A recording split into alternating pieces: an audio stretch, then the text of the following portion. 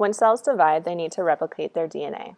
Telomerase is the molecular machine responsible for extension of chromosome ends after DNA replication.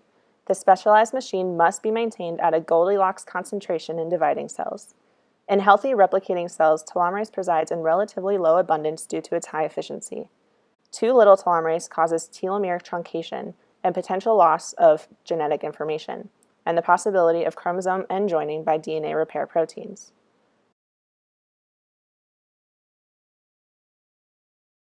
Too much telomerase causes cell immortalization and oncogenesis, or the creation of cancer.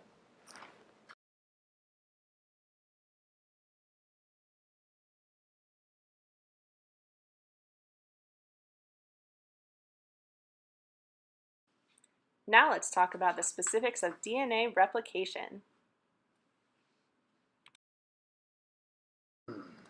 The polymerization of deoxynucleotide triphosphates, or DNTPs, is catalyzed by DNA polymerase in a 5' to 3' fashion.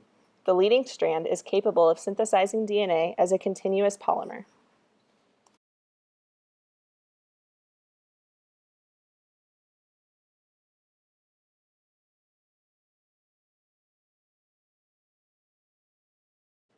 Whereas the lagging strand performs the synthesis through Okazaki fragments. Unfortunately, this process is perturbed at the ends of chromosomes. When replicating, the lagging strand doesn't have a 3' hydroxyl primer at the chromosome end to continue polymerization, so DNA polymerase can't add the final nucleotides.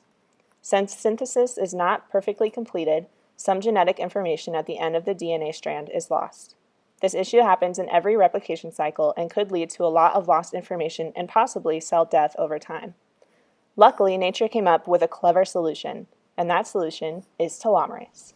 This essential complex in the nucleus preserves the telomeres, which are 10 to 15 kilobases of repeated DNA sequence. The shelter-in complex protects the 3' end single-stranded overhang from being recognized by DNA-damaged proteins that would otherwise attempt to repair this apparent DNA break by joining chromosomes together.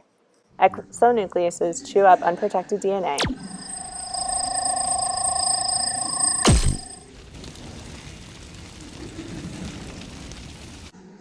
but are unable to when shelter-in is present.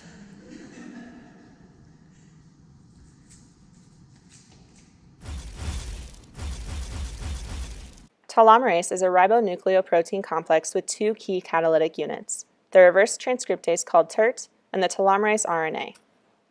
To begin its critical job, telomerase samples the nuclear environment until it happens upon TPP1 of the shelter-in complex, which is bound to the very end of the telomere. Then the 3' end of telomerase RNA binds the telomere RNA. Once telomerase binds RNA, the telomerase is ready to begin elongation of the telomere. TERT uses its RNA-dependent DNA polymerase function to incorporate DNTPs into the growing telomere DNA chain, using the telomerase RNA as a template.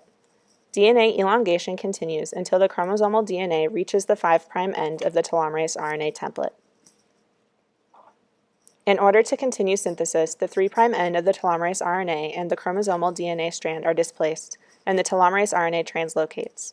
This cycle of synthesis and ratcheting begins again for another edition of the TTA-GGG telomere repeat. This cycle continues for about 10 to 15 TTA-GGG additions per telomere elongation event.